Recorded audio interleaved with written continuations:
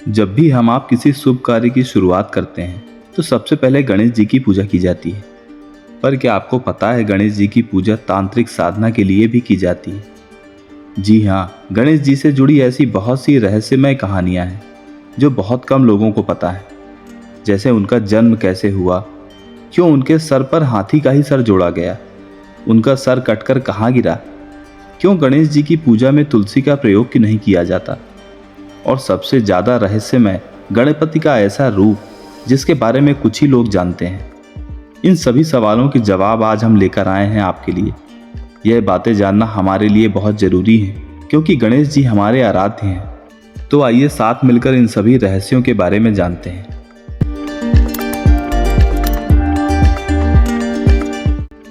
शिव पुराण में वर्णित कथा के अनुसार भगवान श्री गणेश का जन्म माता पार्वती के लगाए हुए हल्दी के उपटन से हुआ था।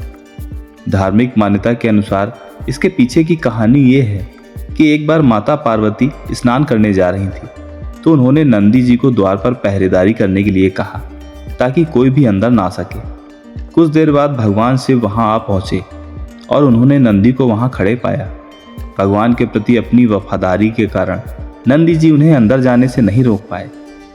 इस घटना से देवी पार्वती ने मन ही मन ठान लिया कि जिस तरह नंदी जी भगवान शिव के प्रति वफादार है, ठीक उसी तरह उन्हें भी कोई ऐसा चाहिए जो उनके प्रति वफादार रहे।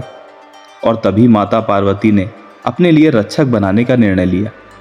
कहा जाता है माता पार्वती ने अपने शरीर पर हल्दी का उपटन लगाया, जिसे उतारने के बाद उसे इकट्ठा करके उन्होंने इंसान रूपी पुतला बना दिया और उसमें प्राण डाल दिए और उसे अपना बेटा मानकर उसका नाम गणेश रख दिया। तो इस तरह से हुआ था भगवान श्री गणेश का जन्म।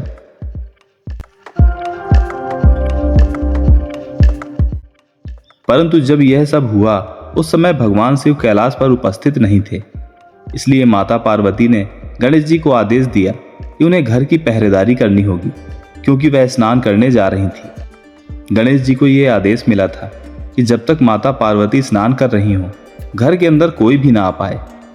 तभी कुछ देर बाद शिव जी घर लौट आए तो गणेश जी ने उन्हें अपने घर में ही प्रवेश करने से मना कर दिया। भगवान शिव द्वारा बहुत समझाने के बाद भी गणेश जी ने नहीं माना, जिस वजह से शिव जी ने क्रोध में आकर अपने त्रिशूल से गणेश जी के सर को धड़ से अलग कर दिया। माता पार्वती को जब गणेश जी के इस हाल के बारे में पता चला तो वो बहुत दुखी हुई, विलाप करने लगी, जिससे तीनों लोकों में हाहाकार मच गया और उन्होंने पूरी सृष्टि का विनाश करने की धमकी दे डाली। शिव जी ने माता पार्वती के दुख को दूर करने के लिए गणेश जी को जीवित करने का फैसला लिया। उसके लिए उन्हें एक सर चाहिए था। सभी लोग जानते हैं कि वो सर एक हाथी का था, पर वह हाथी का सर था किसका? एक पौराणिक कथा के अनुसार गजासुर नामक राक्षस जिसका सर हाथी का था वो भगवान शिव का परम भक्त था और शिव जी द्वारा दिए गए वरदान के अनुसार उसे ये आशीर्वाद था कि तुम हमेशा मुझे देख सकोगे। इस घटना के बाद जब भगवान शिव ने क्रोध में आकर गणेश जी का सिर काट दिया था, तब गजासुर को दिए गए वरदान को पूरा करने के लिए गजासुर का ही मुख गणेश जी को लगाया गया था, जिसके बाद गणेश जी को गजानन के नाम से भी जाना जाने लगा।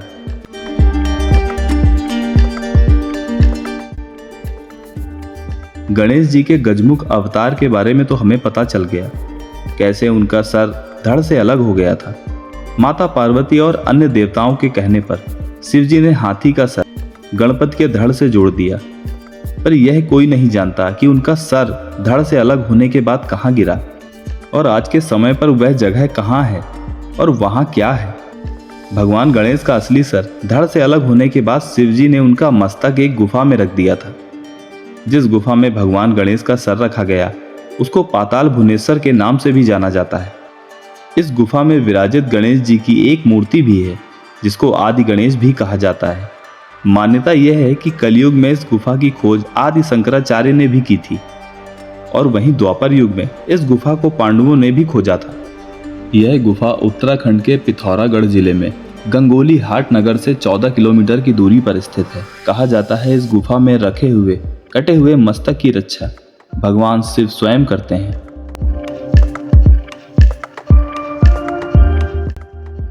गणेश जी की जब भी आरती होती है तो हमेशा एक दंत का जिक्र जरूर होता है।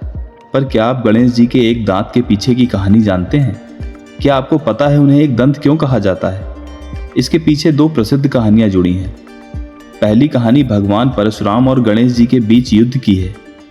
ब्रह्मव्रत पुराण के अनुसार भगवान परशुराम एक बार कैलाश पर्वत पर गए, जहां शिव जी ध्यान में लीन थे, और वहां जाकर परशुराम जी ने शिव से मिलने की इच्छा जाहिर की। लेकिन गणेश जी ने भगवान परशुराम को शिव जी से मिलने की अनुमति नहीं दी, ताकि उनका ध्यान न भंग हो जाए। गणेश जी द्वारा मना करने पर परशुराम जी गुस्सा हो गए और उन्होंने गुस्से में आकर गणेश जी पर हमला करने के लिए अपने फरसे का इस्तेमाल किया, जो स्वयं भगवान शिव ने उन्हें दिया था। अपने पिता द्वारा दिए गए हथियार की शक्ति का सम्मान रखने के लिए गणेश जी ने अपने दो दांतों में से एक दांत पर प्रहार ले लिया, जिस वजह से उनका एक दांत टूटकर गिर गया। और इस घटना के बाद से गणेश जी को एक दंत भी कहा जाने लगा। और दूसरी कहानी है महाभारत की कथा लिखने की। आप सभी यह तो जानते ही होंगे कि महाभारत के रचयिता ऋषि वेद व्यास जी हैं, लेकिन फिर भी गणेश जी को महाभारत का मूल लेखक माना जाता है। महान ऋषि वेद व्यास ने महसूस किया कि गणेश जी महाभारत को समझने योग्य हैं, इसलिए उन्होंने गणेश जी को पूरी महाभारत सुनाई और उसे लिखने का अनुरोध किया। गणेश जी उनकी बात मान गए, लेकिन उन्होंने एक शर्त रखी कि महाभारत लिखते हुए एक क्षण भी नहीं रुकेंगे वो। कहा जाता है महाभारत को लिखते लिखते जब बीच में पंख वाला कलम टूट गया तो गणेश जी ने अपना एक दांत तोड़ लिया और बाकी महाभारत लिखने के लिए उसका इस्तेमाल किया। यह भी एक वजह है कि उन्हें एक दंत कहा जाता है।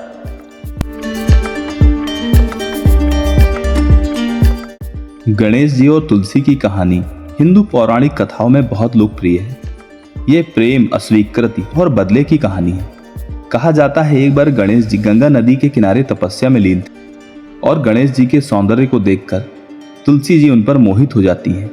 माता तुलसी अक्सर गंगा नदी के तट पर गणेश जी को देखने जाया करती थी। एक दिन उन्होंने हिम्मत करके गणेश जी से शादी करने का प्रस्ताव रखा, लेकिन गणेश जी ने उन्हें यह कहकर ना कर दिया कि वह एक ब्रह्मचारी हैं और कभी भी शादी नहीं करेंगे।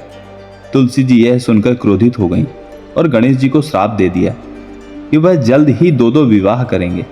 यह सुनते ही गणेश जी ने भी गुस्से में आकर तुलसी देवी को श्राप दिया कि वह सदा के लिए एक पौधा बनकर रह जाएंगी और कभी भी उनकी पूजा में तुलसी का प्रयोग नहीं किया जाएगा। गणेश जी का दिया हुआ यह श्राप सच हुआ और तुलसी जी एक पौधा बन गईं।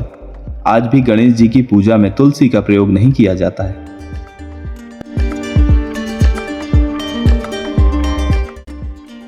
दक्षिण भारत में माना जाता है कि गणेश जी एक ब्रह्मचारी थे, लेकिन मान्यता यह भी है कि गणेश जी का विवाह दो जुड़वा बहनों रिद्धि और सिद्धि से हुआ था।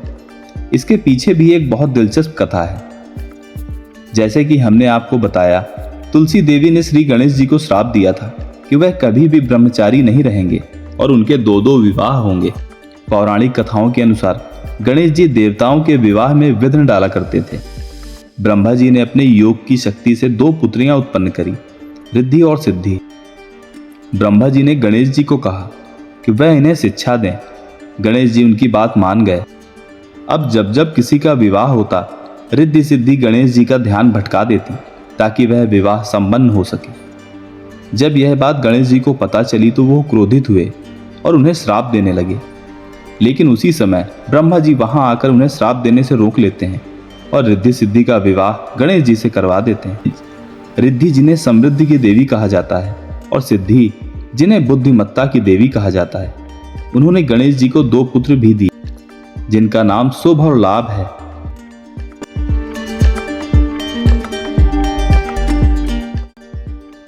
शिव महापुराण की कथा के अनुसार जब भगवान शिव और गणेश जी के बीच युद्ध हुआ और गणेश जी का सिर कट गया तो देवी पार्वती के कहने पर शिव जी ने गणेश जी के सर पर हाथी का सर जोड़ दिया। जब देवी पार्वती ने भगवान शिव से कहा, इस रूप में मेरे पुत्र की पूजा कौन करेगा, तब शिव जी ने वरदान दिया कि सभी देवी देवताओं की पूजा और हर मांगलिक काम से पहले गणेश जी की पूजा की जाएगी। इनके बिना हर पूजा और काम अधूरा माना जाएगा।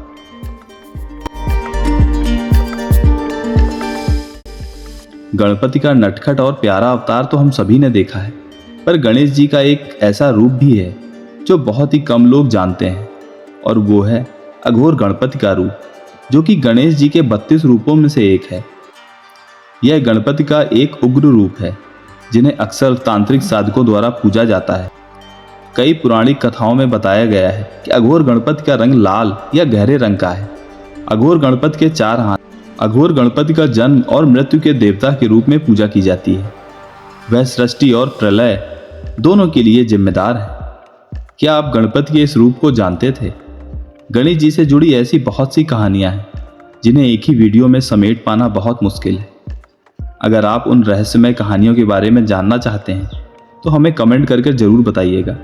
हम इस पर अगला भाग लेकर जरूर आएंगे। और हाँ, आपको वीडियो कैसी लगी यह जरूर बताइएगा। दोस्तों, आज के भाग में बस इतना ही। खुश रहिए, खुशियां बांटिए। राधे राधे।